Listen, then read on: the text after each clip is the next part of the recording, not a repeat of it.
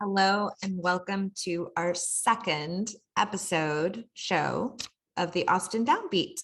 Thank you so much for tuning in again, and thank you for everyone that has subscribed so far and that has watched. I'm excited to bring you this guest, but before we get to him, we're going to do the Downbeat, the rundown. So today is March 1st, 2022, and for the week of March 1st through the 7th, we have at ACL Live on March 6th, we have Nick Cave and Warren Ellis together. March 5th, the Far Out Lounge and Stage, David Ramirez. He's one of my favorites. I'm going to try to get him on the show for you. I really, really like David and what he does. He's at Far Out Lounge on March 5th. March 6th at Antone's, we have Ms. Mac and the Daddies. That's a great title of a band, 7 p.m. for that show. March 5th at ACL Live, we have Rumors. They are taking the country by storm. They are a Fleetwood Mac cover band. On March 7th at Seaboys, we have Andrea McGee, also going to try to get her on this show. Love what she does. And another reminder, this Friday, March 4th at Hotspot, our friends Fastball are playing there. Tickets are still available. I have a table. If you do end up coming, make sure you look at the tables and try to find me and come by and say hi. I would love to see you. That's it for our rundown on the Downbeats.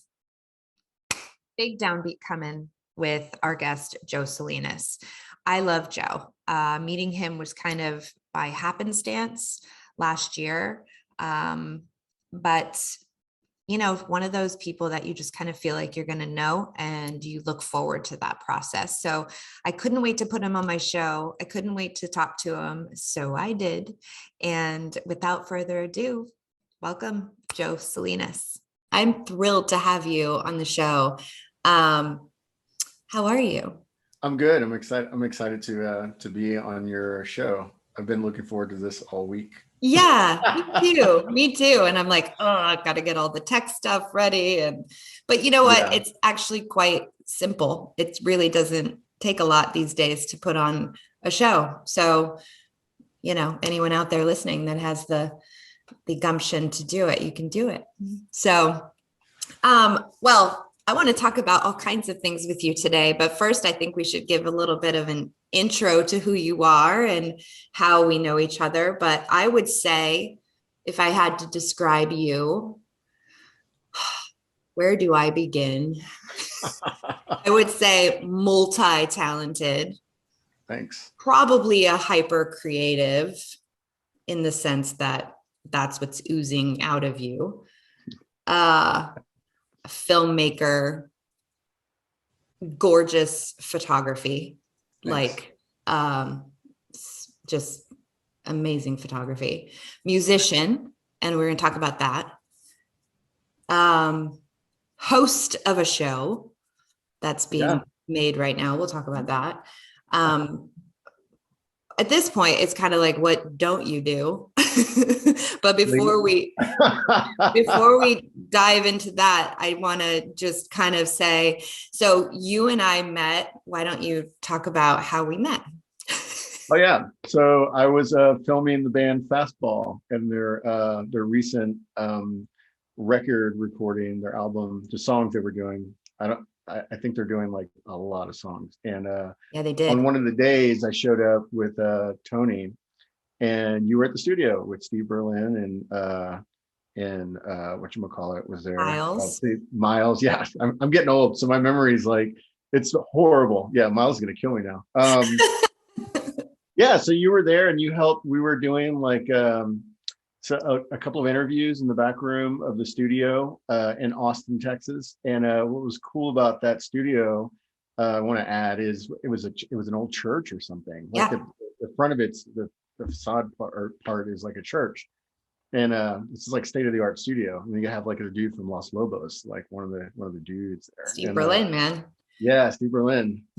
And yeah, we were hanging out all day, and filming and throwing ideas around and stuff, and a lot of laughing. A lot of Yeah. laughing. And a lot of cold brew coffee. Oh my God, yes. Well, when you're in Austin, like, where I'm at currently, well, the coffee scene here is actually good. I shouldn't say that at all. But I lived in Austin for 22 years, and that's one of the things in Austin was like the selection of coffee places to go to, coffee spots, and cold brew at all the different places. Yeah, so Austin, it was just like constant. I drank more coffee than water, and yeah, I was geeked out pretty much. So yeah. Especially when you're there, because I think I was there 2 days, over a Yeah. weekend. And so you were with them, I think, probably all that time, and then maybe even more than I was, because you were actually working. I was just hanging out, and then ended up like taking photos while you were in a different room, Yeah. and then airdropping you photos and cool video, and then ended up doing an interview with Miles. And yeah, it was really fun. The thing about you though, it left me feeling like I was glad that we stayed connected, Mhm. and you gave me your card, because I felt like I was still very curious about you and what you did, and just seemed like you were my kind of people. And I didn't know everything about you, but I felt like you were kind of one of those people that I was going to know, you know? Yeah, absolutely. Yeah. Yeah, it was really, really fun. So where are you now? You said you're not in Austin. So tell us where you are. I'm currently in Marfa, Texas, which is like far West Texas. When people say West Texas, it's a thing out here, which is like West Texas is Lubbock and all those spots out there, but far West Texas is like um, what's this called? Like, well, it's the Big Bend region, but Marfa is like kind of smack dab in the middle, and it's an artist community, ranch community, a little bit of everything.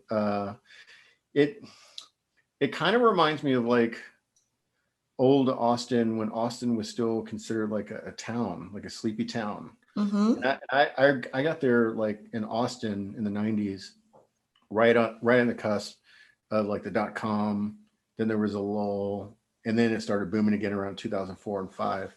But it was like Austin was amazing. But Marfa reminds me a little bit of that here, with the community of artists and creatives and people from everything, not just artists. And everybody's just connected. It's a small town, so it's cool. It's definitely different. Like I was talking to a friend about this earlier.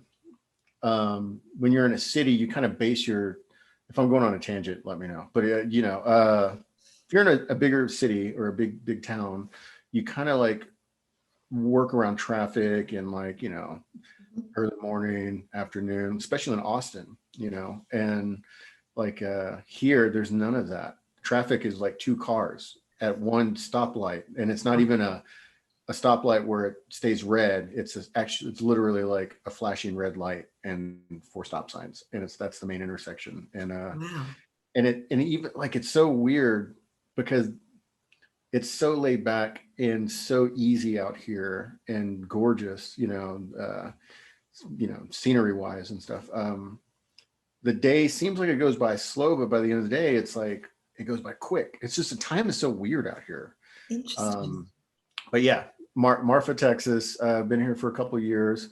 Uh, I I travel a lot, so I haven't been in Marfa for long stints. I'm always having to fly out at El Paso and leave for like months at a time, and then come back.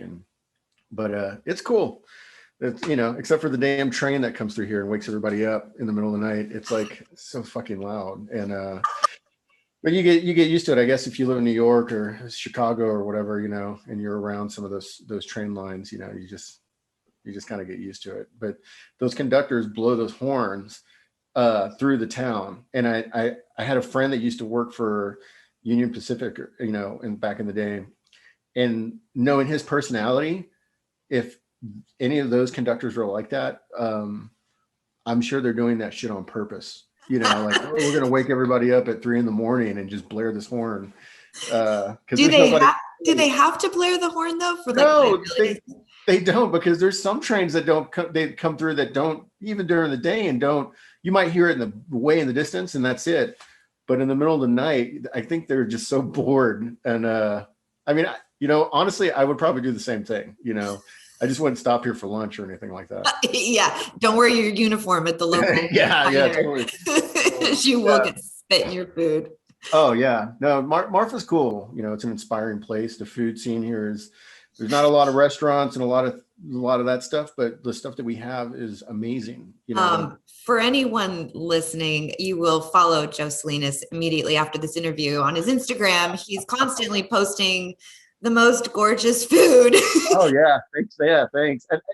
And I've always been kind of hesitant about it because you hear a lot of people talk shit about like people that post food, they're this and that or whatever. But yeah, there's a way you do it where it's like it's so freaking cool. It's like everything you do is cool, and so it makes me. I was texting you earlier, like I want to get out to Marfa. I feel pulled to be out there. I had a trip out there planned, and then COVID derailed that, and we had to cancel everything. But I really, really want to check it out.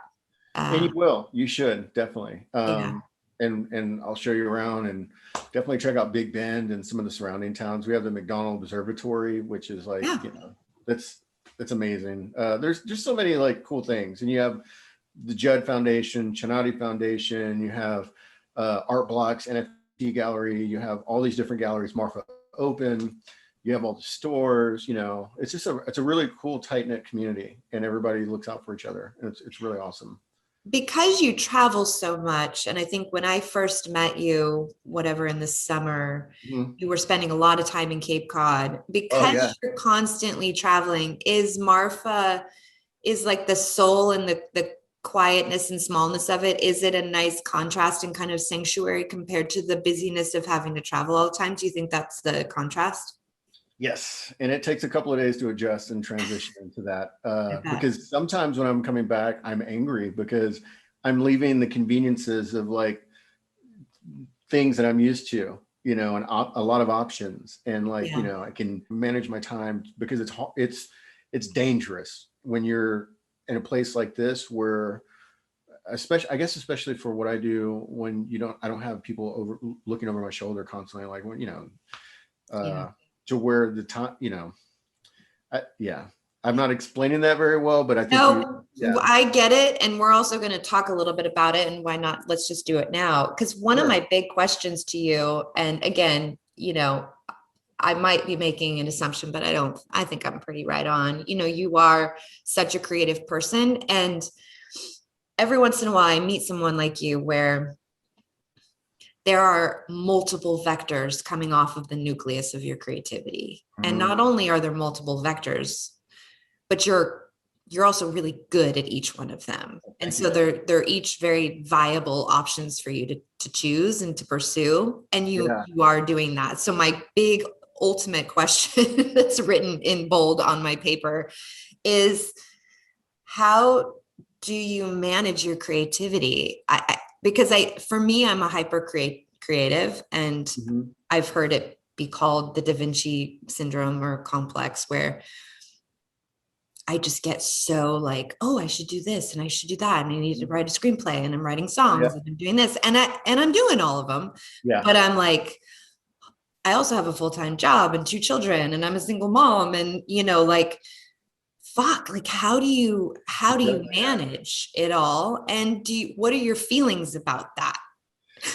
Go. No, that's a really good question. I'm glad that you asked that, because this is going to be like some self-therapy for me too. I'm totally free therapy too. Okay, awesome. Thank you. I'll Venmo you. We can start the clock now. I used to have oh my God. It used to be like filmmaking when I first started pursuing that. I didn't go to film school, but I did have some people that helped me out along the way. But also we're like, you have the tools to go figure it out, plus the drive. Now it's just wake up happy, go to bed happy. I can start my day, and when I'm watching something or doing something in the office, I'll write down things, and I kind of went back to like just the feeling of the day, you know, as long as I get my coffee, which is just it's a thing to go through because I really don't need it. You know, I've gone some times without coffee, but it's just a routine and it's a regimen, and I need that just to start. And then after breakfast, then I'll start my day, whether it's like editing a film or writing or editing photos and printing photos or working on music.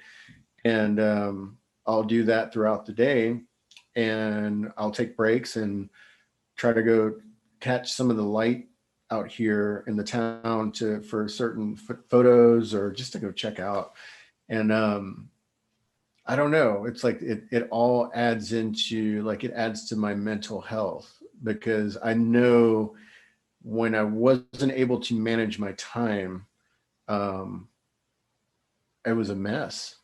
You know, it was a mess. And I also wasn't drinking. So I didn't have a buffer, you know, to like de-stress.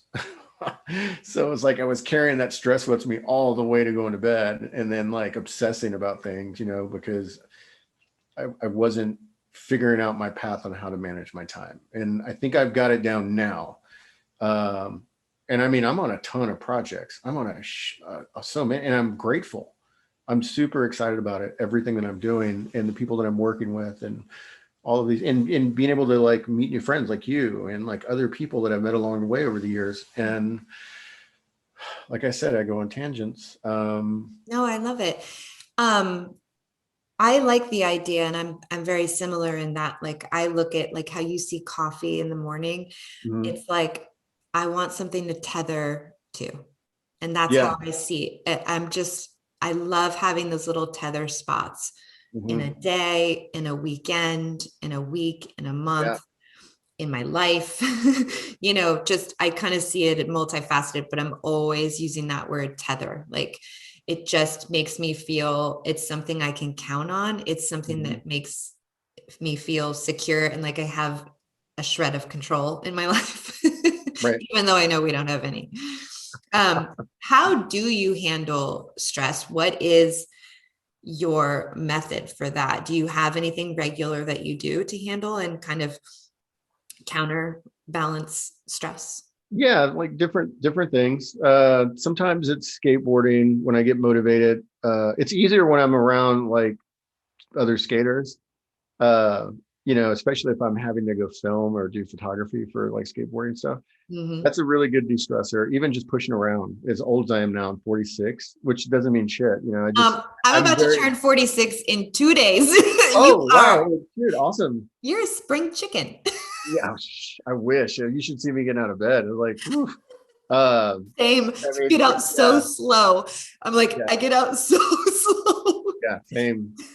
Yeah, totally the same. I have different things, and also it depends on where I'm at too. Like on Cape Cod, my de-stressors are, you know, I got my routines there. My certain spots I go for coffee or for food. But really, like this over the summer and fall, I did two projects out there. I did one for Snowy Owl Coffee Roasters, which is like one of the bigger coffee companies on there.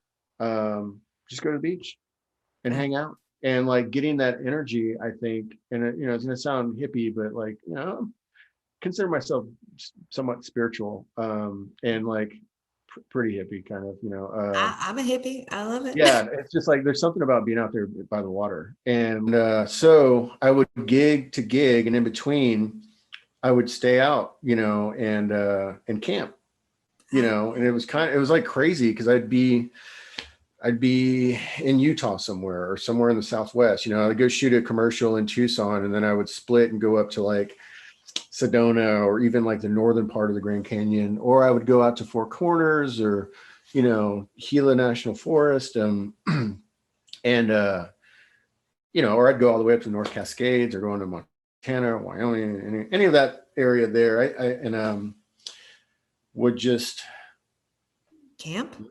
yeah, just camp but live, you know. Like I would work and be put up in Airbnbs and hotels, and then I'd have enough money to like sustain myself in between. Yeah. I didn't have, I just had my vehicle No and overhead. very little. It was like my insurance, my gas, my food, uh, camping fees, but I had a national park pass. But you still have to pay to camp unless you do BLMs, which were cool. And I still think they're kind of cool. Yeah. So I did that for a while, and yeah. That has But to be, I mean, you tell me, but like, there's a part of me that, man, like if that were a choice and my logistics were different, I love my children. yeah.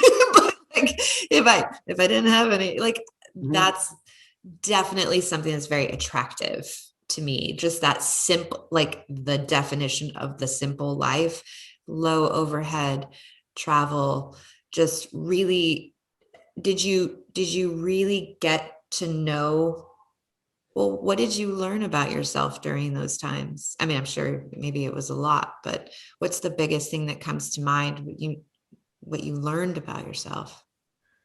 Um, I learned my worth.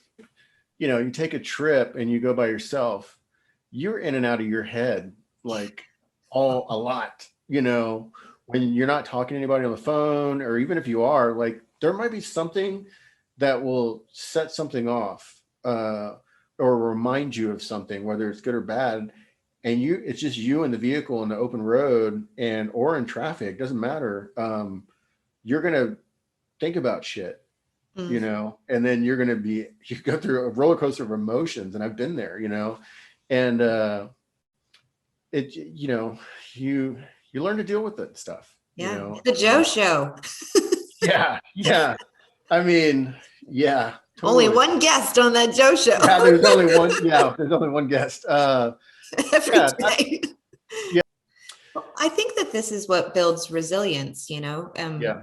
that's the word that kind of keeps popping up. And as I listen to you talk, just that sometimes it's often, I think, probably the circumstances that make us resilient are not really enjoyable or Uh, graceful, but yeah. we can look back on those and hopefully looking back from a place of standing very firmly in that Mhm. resilience and growth and surrender and all those wonderfully important but hard lessons that we learn, Yeah. and look back and see them for what they are. I mean, that's just, I guess, what maturity is, even though it's so hard sometimes. Even at this age. Yeah. Yeah, well, especially at this age, especially, I feel like we're in the Yeah. crux of, like 20s, don't even, like, you don't know anything, you Yeah. still climbing and in that first third of your life, and then you get to your 30s, and then, but I really think in your 40s is when the gas pedal really goes down on the growth and the maturity and what Mhm. that actually is and what it actually looks like. you know None of us You're will ever right. get to perfection, of course, but I Right. think we're a lot wiser than we used to be. Oh yeah. I am a big fan of fucking up and learning, you Yeah, me know, from too. that stuff, you know. And I used to try to be that perfectionist, and like used to think that it was, you know, shameful to mess up in other Yeah. people's eyes, and like I don't want that embarrassment. But in this industry, like in anything, you know, like if you want to like progress and like do more shit, you gotta like get your ass handed to you, you know. Let's talk a little bit about, we're talking about your Nomad phase, but you have a show coming, Oh yeah, so it's Nomad with Joe Salinas. with just so it's basically like inspired by like, you know, I love David Tell, Insomniac, that used to come on Comedy Central. Do you remember his show? It was like Vaguely. ridiculous. Like it was in the early 2000s, late 90s, and he would go all these different towns. He's a great writer and comedian, but like he was just so funny. And then, you know, I'm gonna admit I like Guy Fieri, and Okay. No and shame there. I love Anthony Bourdain. So I take like little pieces from all these different shows, and Yeah. we started talking about doing this show of going around the United States and taking it international too at some point. I mean, I guess technically we're in Mexico, so that's international. Yeah. But yeah, it's all the creatives, you know. Yeah, there's a Latino community because, you know, we're in this area right now, but it's not just pigeonholed into that, you know, it's all ethnicities and all races, everything, you know, and all the creatives and all the cool stuff. And, you know, the connections, you know, like one thing, you know, one segment will be about the architecture in El Paso and talking about a story about Pancho Villa when back in the American Mexican thing, you know, during the Mexican Revolution. Yeah, the U.S. the federal government was sending scouts into Mexico and getting permission by the opposing Mexican government to go find Pancho Villa. And so they would waste all this money and resources to go look for him in the Chihuahuan Desert or wherever. And they would get tipped off, like fake tips. And the whole time while they're in Mexico, Pancho Villa would be at an ice cream parlor in El Paso, eating ice cream, getting his picture taken with his buddies. And they were going through a series of tunnels. So like, say on a segment, we're walking through town, talking about the architecture and about like some of the famous gunfights that happened in Pancho Villa, and then go by a mural. And you know, that segment was for architecture and the architect telling the stories about the history of El Paso and stuff. And we go by a mural, and then that mural will end up being a mural by an artist named Chris, who is a talented muralist, and not only muralist, but other things. And it's connected to her because that mural was on the side of one of the buildings, and then with hers, there's always like a connection. Yeah. And it's like from El Paso, then the Marfa, and then to the Big Bend area. And we want to like go a little bit deeper than what the other shows go, you know, and actually get down to the root and the history. What else do you have going on? You have two films. You have Big Boys. What's that? Yeah, Big Boys. That's the punk rock band from Austin, Texas. You know, there were other punk bands before the Big Boys, but they kind of paved the way on touring and, you know, back in 79 through 84, before there was a split, but when it became hardcore, punk rock was just like, nobody even really, you know, yeah, they call it punk, but everything was punk rock, whatever you did, you know? Right. And it wasn't just like, oh, well, you know, in 84, it became hardcore. You had to choose sides, you know, like, are you going to be this new wave? Or are you going to be punk hardcore? Are you going to be this? And there was a big split. But in Austin back then, and it being the capital, there was a punk band, which in Texas, it's crazy. Back in the 70s and 80s, if you're in a punk band, you're going to get your ass kicked or fucked with because by the cops, the jocks, the rednecks, no fun. And also this punk band had a gay singer. And so that was like, and they were in the capital. So it's like, and they were amazing. They were a band that did all different genres of music. It was a melting pot of things, and like making all ages shows and like doing pop-ups in different areas of Austin, you know. And the other one is this guy who used to be with Jacques Cousteau on the Calypso. And he also he was a Nat Geo photographer. He did a lot of stuff for other publications, the falling of the Berlin Wall back in the 80s and all kinds of stuff. And he suffered a stroke. And so that impaired him to where he couldn't do any of that stuff anymore. And the only thing that kept him going at the time was that he had an oyster grant where he was harvesting oysters on Cape Cod. And he started getting more into painting. And the guy lived all over the world. You know, he did a lot of like traveling to Amazon, all over the place. Amazing photographer. So yeah, that we wrapped the shooting on that in October. And that was like coast to coast. And then, you know, there's all the music videos and the commercials and the books and the music. Yeah, I've been doing more music because I'm around all these musicians. And it's like, how hard is it? What, you know, while you're it's filming, super hard. Like, I can imagine when we were together, it was like, yeah, I mean, don't you just want to like grab a guitar?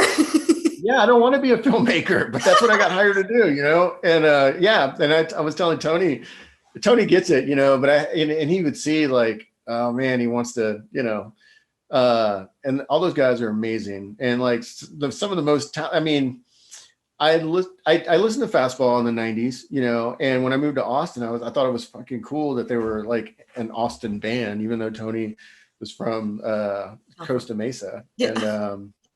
But you know, he's Texan too. So those dudes are talented. And They a lot of are. people don't know that, like how good they are at their instruments and not just one. So when I'm around people like that are multi-instrument people, it's just like, here's my crowd. You know, those guys can go from here to here and do this and that. And like breaking down like vocal arrangements and like the parts of songs and like sharing ideas and collaborating and stuff. And like that's a good, like you're saying, nucleus of like an energy to be part of, whether, you know, just be a fly on the wall with the camera, but also as a musician, knowing that stuff. And like, you know, it's just, I'm blessed to be doing that, you know, and we're talking, you know, there's no official announcement or anything, but like, you know, we've been talking about doing a documentary on them. And I think they need one. You know, they have like a very interesting story, and all those guys are so different from each other. But when, you know, you put them in the same room to be that band, they're one thing, and it's fucking cool to see. I mean, I saw Miles in Terlingua when I was in town for a little bit. I drove all the way out there to go see him, and like I couldn't stop smiling, and because he's such a good storyteller in between songs. And, you know, being around like Tony and Miles and Joey, and also being around like people like Kurt Vile and Jay Mascis and like Barlow and the band Jawbreaker and all these other OGs and my friend Otis, and being around like Tim Kerr, who lives in Austin, you get inspired, you know, because you have these connects, especially when you're like, and like the dudes from Pavement, you know, like Spiral is a good friend of mine. And it's ridiculous. So like I've just been. Well, let me just pick up those names that you dropped on the ground. Just kidding. Oh yeah, no, I name dropped a lot. They're probably gonna call me cool. And also Jason Lytle, you know, from Granddaddy is a fucking amazing dude. And like we became friends. And like these are the people that inspired me throughout life. And I'm like lucky that I get to work with all of them, you know. Yeah. So it made me realize like, wait a minute.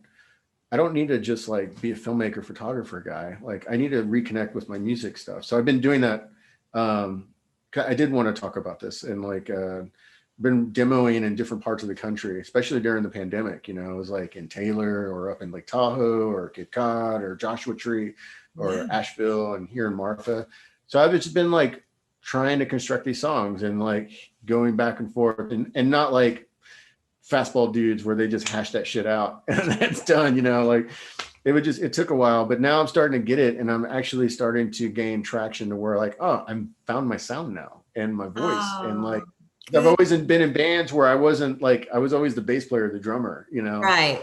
It wasn't your show. Yeah, no. And like, so now I'm just like, oh, this is fun, because now I can put this record out. I'm going to San Francisco to like start tracking, and then I'm going to go to Western Mass and start tracking some other songs where like Sonic Youth and Dino and all those guys record and stuff with Justin, and then have some stuff, and then do a video, and then I'm going to go ride around the country in a car and play solo or fly, you know, and like hopefully with these friends get to open for them or some shit, you know, just for shits and giggles, that kind of stuff. I really enjoyed this conversation. Thank you. Oh, me too. I had a great time. Thank you for joining me and letting us. Congratulations on this. This is amazing. I was hoping that you would be doing this. Like, you know, like whenever I saw you interviewing Miles, I'm like, where does she come from? Like, like I don't have to do any. This is cool, but I mean, you were so good at it, you know. I'm like,